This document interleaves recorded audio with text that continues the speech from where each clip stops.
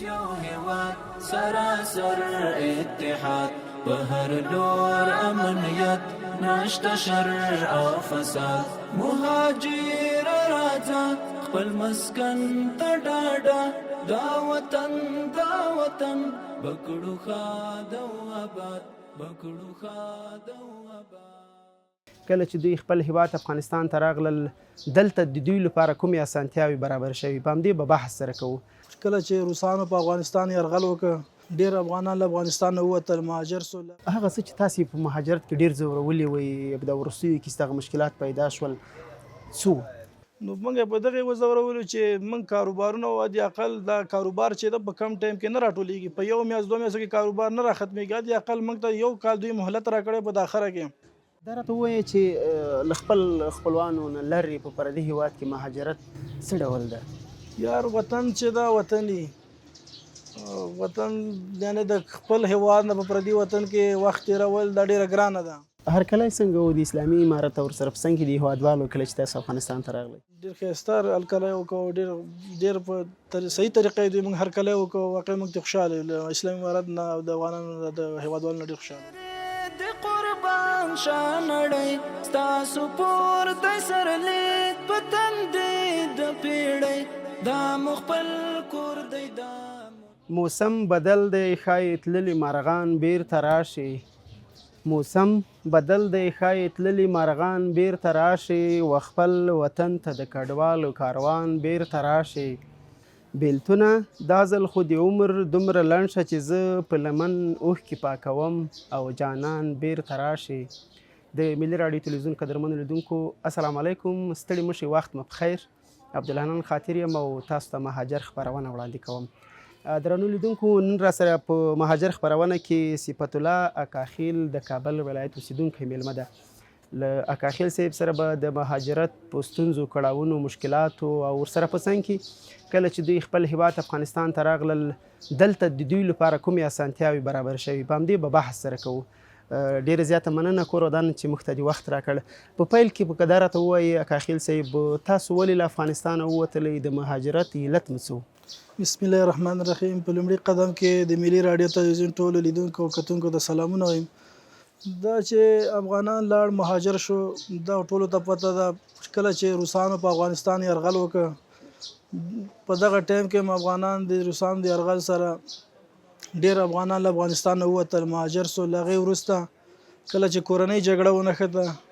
کورنۍ جګړه کې افغانان ډېر مهاجر سول او هیواد کې ناامني سوله.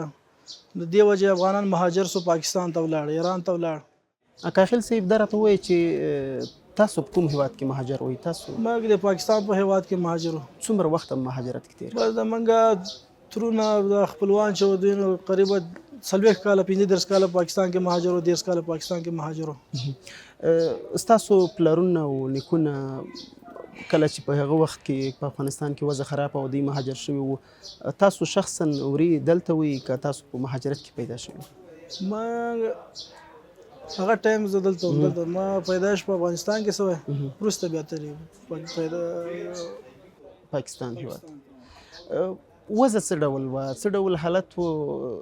د پاکستان دولت چلند او ورسره په مهاجرت کې کومې ستونزې وي په دې کې راته ووایي. ستونزې خو ډېرې مهاجرت کې ستونزې ځکه ډېرې وي چې کله چې ته د خپل هیواد نه ځې بل هیواد کې هلته نوی ژوند غوره کوې نوی پړاوونو سره مخ کېږې نو په لومړي قدم کې خو مهاجرت کې چې دا سرپناه وغیره دا مشکلات ډېرې په مهاجرت کې د پاکستان عوام چې دي بې د شکه د پاکستان عوام ښه خلک وو هغوی چلند د افغانانو سره ښه و. بیا د دولت چلند چې دی دولت چلند دی په اولو کې د دولت چلند هم ښه و په وروستیو کې د دولت چلند هم صحیح نه و د افغانانو سره ځکه 40 کاله یا 10 کاله چې څوک یو ځای کې تیر کړي نو د هغوی دلته ډېری خلکو پیدایشونه هلته وسول هلته پیدا سو هلته لوی سو هلته دوی ادیرې دي د چا پلار هلته ښخ ده د چا مور هلته ښخ ده د چا ورور ښخ ده نو د دې وجې په آخره کې یعنې د 10 کالو چې هغه کومه میلمه پالنه پاکستان کړې و هغه په آخره کې افغانانو داسې وکړه چې د هر څه سره هغه ختم کړله یعنې هغه میلمه پالنه دوی په صحیح طریقې سره ونه کړله ځکه په یو افغانان دوی په یو جمعي توګه راوښکله، په جمعي توګه دوی افغانان راوښکله، داسې نه و په کار چې څنګه دوی راوښکله، بیا په تدریجي ډول دوی راښکلي وای افغانان، په مراتب سره یې راښکلي وای، سیلو یې راښکلي وای. دوی په یو ورځ کې د اوس په پېښور کې ډېره بده ورځ دوی شروع کړې، په پېښور کې ځای ځای دوی نیسي، چاپې اچوي، خلک تنګوي، بسته یو کیمپ ته دوی 2 ورځې یوه ورځ 2 ورځې دوی ټایم ورکوي چې یوه ورځ 2 ورځې کې دوی ووځي. نو کله چې اول دوی ویل چې موږ غیر قانوني افغانان باسو، غیر قانوني افغانان یې ویستل، هغه ټایم کې دوی ونه ویل چې موږ هغه کوم رسمي کډوال دي، پی او آر کارت دی یا افغان سټیزن کارت والا دی، هغه موږ باسو. نو دغه پی او آر کارټو والا دا فکر کوو کېدای چې موږ ته وخت راکړي، ځکه چې دوی ویلي وو که نه چې د یونیسیار هم ویلي وو، د نړیوال سازمانونه دي د ټولو ویلي وو چې نه موږ به دوی هغه د پی او آر کارت دا رقم نه باسو لکه څنګه چې افغان سټیزن دغه زیړ کارټو والا موږ وښکل او یا غیر قانوني موږ وښکل. دوی ویلي چې موږ پی آر کارت د پی او آر کارت ته به موږ ټایم ورکوو. نو کله چې افغانان په دې فکر کې وو، دغه پی او آر کارټو والا په دې فکر کې وو ځکه چې دا خو غیر رجسټر نه دي، دوی رجسټر والا یعنې قانوني افغانانو دوی سره هغه سیم والا کارټونه دوی ته ورکړي وو. نو دوی دا فکر کوو کېدای چې موږ ته ټایم راکړي، په تدریجي ډول سره موږ وباسي، نه داسې چې په جمعي توګه موږ وباسي. نو دوی چې کله ټایم پوره سه په 2025 کې د اګست مازه کې اکتوبر په میاشت کې دوی یعنې په تدریجي ډول په جمعي ډول دوی دغه پی او آر کارت والا باندې شروع کړل. هغه هم د دوی کارټونه غیر قانوني اعلان کړل، یعنې په یو کیمپ کې په زرهاو کورونه یې دوی یو کیمپ ته په یو ورځ کې 2 ورځو کې ټایم ورکړ. هغوی ته یې ویلل داسې ډېری ځای موږ داسې ولیده چې دوی سکواټور یې راوستلې، دا ماشینري یې راوستله، دوی دا کورونه یې وران کړله، بازارونه یې وران کړله. نو خلک مجبوره سول په ډېر سختو ورځو کې خلک راووته. په دغه ورځو کې دا و چې د پېښور له یعنې د لنډي کوتل نه نیولې تر ډېره ځایه پورې په زرهاو موټر ولاړ دي، په زرهاو غټ ټیلر یې دا موټر ولاړ دي، انتظار کوي. بارانونه د یو میاشت په دوی باران نه وسوله، خلک ډېر بد وضعیت سره مخ سوله، د دوی بسترې د دوی سامانونه ټول بارانو خراب کړله. نو دغه رقم په کار نه و چې دوی دا رقم ښکلي وای.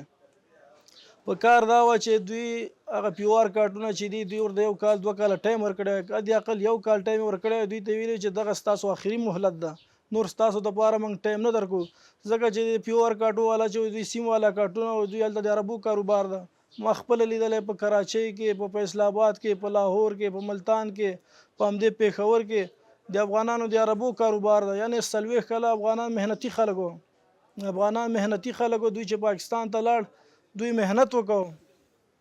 په همدغه پېښور کې داسې خلکو خپله د پېښور خلک چې د پاپړو دوکانونه وو، همدغه د افغانانو سره د پېښور خلک چې دي آباد سوله. د عربو کاروبار د افغانانو په پاکستان کې، نو دا په یو میاشت کې 2 میاشتو کې د کاروبار ختمول دا ناممکنه وه. باید دوی دې ته ټایم ورکړی و، د اقل 1 کال ټایم یې ورکړی چې دا ستاسو آخري مهلت ده، د دې نه اخوا ستاسو ته 1 ورځ ټایم نشته. نو د 1 کال په جریان کې افغانانو کولی سوه چې دا کاروباریانو دوی کاروبارونه و، دوی د کپړو کاروبار ده، دوی لوی لوی کاروبارونه دي افغانانو پاکستان کې. نو دوی به دا ویلو چې یاره زموږ دپاره 1 کال آخري مهلت ده، دغه 1 کال کې به موږ وکړو چې دا خپل کاروبار را ختم کړو، خپل کاروبار را سپک کړو، دا خپل ماشینرۍ دي دا یا افغانستان ته واړو یا همدلته ختمې کړو، خرڅې کړو. نو دې سره به افغانان په دې پوه سوي وو چې یاره موږ دپاره آخري مهلت ده، نور ټایم نشته. دوی به دا ځان خپل کاروبار را سپک کړی او راټول کړی به. نو دوی یو کله چې دوی غیر قانوني اوله وښکل، غیر قانوني وروسته بیا افغان سټیزن وښکل، بیا دوی ویلې دا پی او آر کارت ته به دوی ویلې چې موږ به ټایم ورکړو. هغه هم دوی چې کله دوی افغان سټیزن کارت وکړل، هغې نه وروسته دوی ویل چې 1 میاشت بعد یونیسیار والا ویلې، هغوی یونیسیار والا افغانانو ته وعدې ورکولې چې موږ به پی او آر کارټو ته د اقل 8 میاشتې دا رقم به نه کوو، لکه څنګه چې غیر قانوني او افغان سټیزن زیړ کارټو والا موږ وکړل، په دې رقم باندې به موږ د پی او آر والا کړو. اکاشین صاحب دغه کوم کارتونه چې تا یاد کړل دغه ورته چې پاکستان دولت ورکړي وو، او بیا چې کله ځینې کسان چې دوی چې غیر قانوني افغانان دي هغه له هېواد نه وایستل، ولې دوی دا تصمیم ونیو چې دا کارتون هم دوی پخپله ورته ورکړي دي پاکستان دولت، او بیرته یې هغه کارتو والا هم غیر قانوني اعلان کړه او هغه دوی باسي؟ اصلي ستونزه څه وه؟ ستونزه خو دا وه چې نور دوی ته افغانان په درد نه لګېدل، ځکه ورته په درد نه لګېدل چې کله افغانان پاکستان ته لاړ، پاکستان ته مهاجر سو، نو جنرال ضیاء الحق به ویله چې د افغانستان کا جهاد پاکستان کا دفاع. نو هغه وخت کې چې پاکستان ته افغانان په کار راتلل، ځکه چې نړیوال کومکونه راتلل، په اربونو ډالر پاکستان ته راغله، همدا موټروي ښه به د افغانانو برکته پاکستان جوړ کړه. نو اوس پاکستان په دې په دې فکر کې سو پاکستان چې نور افغانان موږ ته په در نه لګيږي ځکه په در نه لګيږي چې اوس خو نړیوال کوم کومکونه پاکستان سره کیږي هغه بند سول اوس نړیوال کومکونه چې راتلل دا د پاکستان لپاره اوس نه راځي نو ځکه دغه کومکونه یعنی نه راځي نو افغانان له دې هیواد نه وښکلم په تدریجي ډول سره ونه کړل یعنی په جمعي توګه ټول افغانان راوښکل. اکاخیل صاحب هغه څه چې تاسو په مهاجرت کې ډیر ځورولي وي د ورسوي کې ستغه مشکلات پیدا شول څو یعنی موږ چې هغه څو ځورولو هغه دا و چې د افغانانو د ډیر لوی کاروبارونه او زما شخصا زما د تر د زامنو زما لس دکانونه پاکستان کې د کپړو ډیر ښایسته کاروبار مو یعنی دوی موږ ته داسې نو موږ ته دوی قانوني کارتونه راکړي وو دوی موږ ته سیم والا کارتونه جوړ کړي وو یعنی سیم والا کارتونه چې په هغې باندې د بانک اکاونټونه خلکو خلاص کړي وو په هغې کاروبار کوو دوی په هغو باندې دوی موټر یې اخیستی سوې موټر یې چلوی سوې ګرځېدی سو پې نو موږ په دغې وځورولو چې موږ کاروبارونه د اقل دا کاروبار چې ده په کم ټایم کې نه راټولیږي په یو میاشت دوه میاشتو کې کاروبار نه راختمیږي د اقل موږ ته یو کال دوی مهلت راکړی په داخره کې چې موږ د خپل کاروبار راټول کړی وای د خپل کاروبار را ختم کړی وای نو بیا له هغې نه وروسته به موږ خپله راوتلو موږ به خپله ورته ویل چې یار موږ ځو بس نو دوی په یو دوه میاشتو درې میاشتو کې دا دومره لوی کاروبار چې د افغانانو هلته دا نه راټولیږي صحیح ده یو خو دا چې ده چې هغه کم خلک چې کاروبار نه و داسې عادي طور باندې هلته ژوند کوه خو راغلله ډېری افغانان راغله په زرهاو افغانان راووتله په لکونو راغلله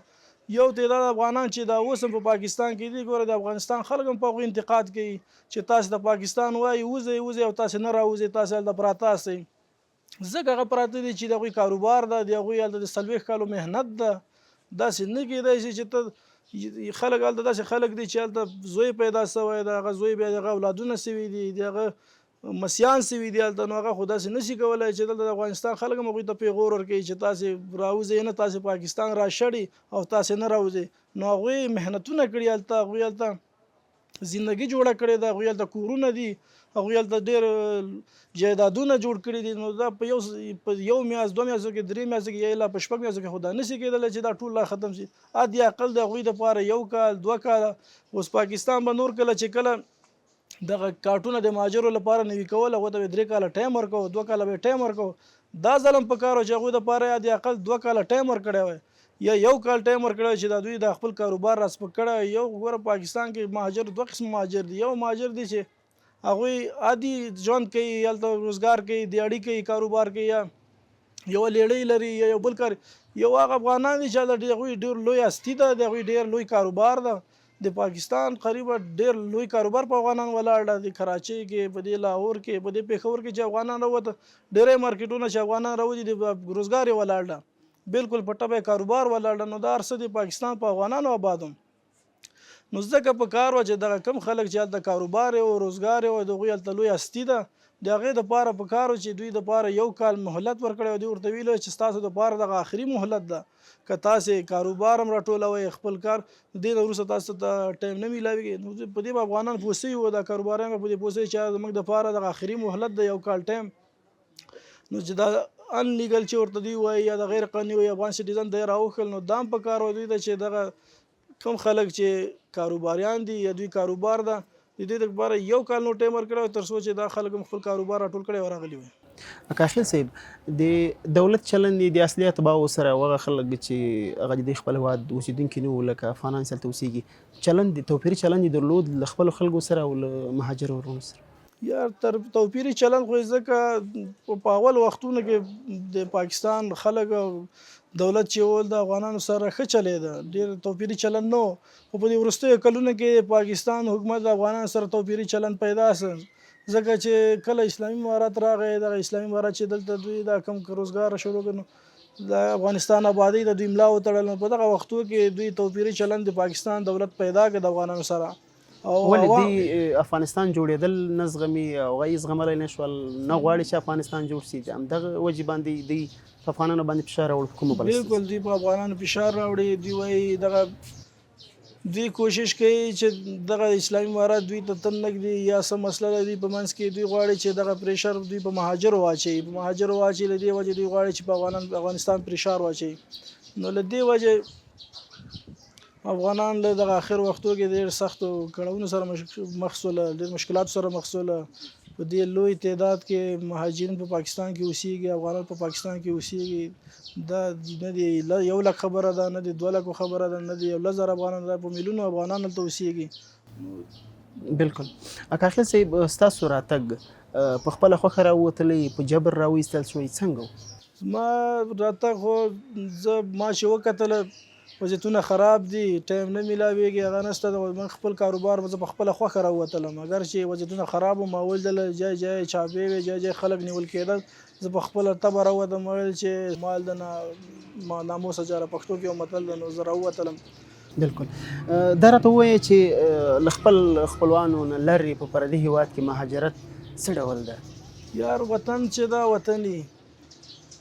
وطن یعنی د خپل هیواد نه په پردي وطن کې وخت تېرول دا ډېره ګرانه ده. واقع چې دلته راغلو هم کتل خپل هیواد ته خپلو کله چې افغانستان ته راغلی دغه د خوشحالۍ احساس که راسره شریک کړي، څومره خوشحاله وي چې کله خپل هیواد ته داخل شو؟ زه زیات خوشحاله سو، زه زیات خوشحاله. زما د تره زوی پرون تذکیره جوړه کړه، د برقي الکترونیکي تذکیره یې جوړه کړه. نو دا اول چې دا مخکې قبلې ته یې وکتل او شکر یې وکړ، ده ویله چې زه به 2 رکعاته نفل کوم او شکر به دې ادا کوم چې ما د افغانستان تذکیره واخیستله. مخکې کاغذي تذکیره یې وه، خو دغه الکترونیکي تذکیرې سره ډېر خوشحاله سو، یعنې تر دې حده مو خوشحاله وو. بالکل. هرکلی څنګه و د اسلامي امارت او ورسره په څنګ کې د هیوادوالو کله چې تاسو افغانستان ته راغلی؟ هرکلی ډېر ښه و، هرکلی ډېر ښه و، ځکه چې موږ کله افغانستان ته راواوښتو په لومړي قدم کې دوی موږ ته ډېر ښایسته هرکلی وکړو، ډېر په صحیح طریقه یې دوی موږ هرکلی وکړو. واقعي موږ ترې خوشحاله یو، له اسلامي امارت نه او د افغانانو د هیوادوالو نه ډېر خوشحاله یو. څومره اکاخیل صاحب په افغانستان کې ځان ډاډمن احساسوي؟ څومره امنیت راغلی؟ څومره د ډاډ فضا دلته رامنځته شوې؟ والله ځان خو ډېر ډاډمن حسابوم، ماشاءالله امنیت ده د افغانستان په ګوټ ګوټ کې چارخوازې امنیت ده، داسې قندهار ته کابل داسې ته مزار ماشاءالله امنیت ده، ځان ډاډمن حسابوم ماشاءالله. دلته مو څه پلان ده؟ په پاکستان هیواد کې تاسو یادونه وکړه چې هلته زموږ د کپړو کاروبار و، دلته غواړئ په افغانستان کې په کومه برخه کې کار وکړئ؟ څه پلان لرئ په راتلونکي؟ دلته هم پلان همدا لرو چې هلته هم د کپړو کاروبار کړی، کوشش کوو چې دلته هم همدغه خپل مسلک کې د کپړو کاروبار وکړو. مخکې مثلا د کپړو کاروبار په پاکستان کې کوو، اوس غواړو چې په همدا کابل کې، په مزار کې، په هرات کې، همداسې په قندهار کې، په دې ځایو کې هم د خپل هیواد کې د کپړو کاروبار وکړو. او ورسره په څنګ کې په وروستیو کې هغه هیوادوال چې په مهاجرت کې ژوند کوي هغو ته ستاسو پیغام څه کیدلی شي؟ او ورسره په څنګ کې ځینې هیوادوال تجاران چې هغه په نورو هیوادونو کې سرمایه گذاري کوي، تجارت کوي، هغو ته ستاسو پیغام یا غوښتنه هم څه کیدلی شي؟ پیغام یې ټولو افغانانو ته دا ده، که هغه په پاکستان کې دي، که په ایران کې دي، که د نړۍ په هر ګوټ کې دي، هغوی ته مې پیغام دا ده چې راځي خپل هیواد ته، دا خپل شتمنۍ، دا خپل ماشینرۍ، خپل فابریکې، هر څه چې په بهر کې لرئ هلته یې جوړوئ، هغه دلته راواړئ، په افغانستان کې جوړ کړئ. دلته امن ده، د امن فضا ده. خپل هیواد پښتو کې متل ده پردی کټ تر نیمې شپې ده. که تاسو سل کوشش وکړئ په بل هیواد کې، نو دا تاسو ته مفید نه تمامېږي. خپله سرمایه گذاري، خپله پیسه هر څه راوړئ افغانستان کې، کوشش وکړئ چې دلته په افغانستان کې کاروبار وکوئ. اکاخیل صاحب وروستۍ غواړم یوه پوښتنه وکړم، هغه دا ده چې کله چې تاسو په مهاجرت کې وئ د افغانستان په وړاندې ستاسو تصور څه کېدو؟ او کله چې خپله هیواد ته راغلی افغانستان مو ولید، ډېری داسې خبرونه دي په خارج کې په نورو بهرنیو هیوادونو کې چې د افغانستان په وړاندې منفي تبلیغات کېږي. کله چې تاسو هلته مهاجرت کې وئ افغانستان ته راغلی، څه توپیر یې درلود؟ توپیر ډېر ده، ځکه بهر کې خلک ډېر منفي تبلیغات کوي د اسلامي امارت په باره کې، همداسې د افغانستان په باره کې. توپیر په دې ډېر ده چې موږ دلته راغلو ومې ماشاءالله امن و امنیت ده، څوک په چا کار نه لري، هر سړی خپل روزګار کوي. یعنې هغه د بار خبرې او دلته چې موږ راغلو ډېر فرق پکې ده. ډېره زیاته مننه، کور ودان سلامت. یو پیغام مهرباني. نو پیغام مې ټولو افغانانو ته مې دا پیغام ده چې راسئ خپل هیواد ته راسئ، د هیواد سره په ګډه جوړ کړو. دا ټولو مشترکه کور ده، که پښتون ده، تاجک ده، هزاره ده، ازبک ده، ټول یو افغانان یو، د ټولو مشترک کور ده. انشاءالله کوشش به کوو چې دا خپل هیواد په خپله سره جوړ کړو. صفت الله اکاخیل ډېره زیاته مننه، کور ودان سلامت اوسئ. د ملي راډیو تلویزیون قدرمنو لیدونکو مهاجر خپرونه وه. تر دې دمه تاسو واورېدله د اکاخیل صاحب خبرې مو واورېدلې په مهاجرت کې په ستونزو کړاوونو مشکلاتو یې بحث وکړ او کله چې د افغانستان ته راغی په اوسني وضعیت کې درته بحث وکړ ستاسو نه ډېره زیاته مننه کوم چې تر پایه ملتیا وکړه د ملي راډیو تلویزیون نورې خپرونې هم په ټولنیزو رسنیو کتلی او څارلی شئ ما عبدالحنان خاطر ته په همدې ځای اجازه راکړئ تر بل مهاجر خپرونې پورې تاسو پاک رب سپارم ښه وخت ولرئ